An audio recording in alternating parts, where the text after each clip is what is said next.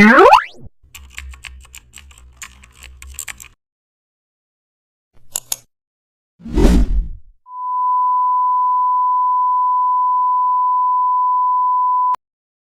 back to the channel, and don't forget to like, share and subscribe for more updates.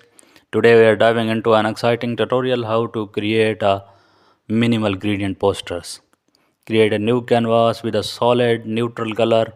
Go to the gradient field and open gradient editor.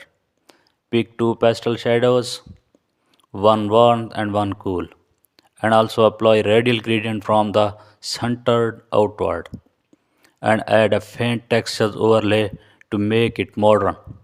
Now insert minimalist typography in the centers and also duplicate text and reduce opacity for a subtle echo. Use a gradient overlay on text to match the background flow.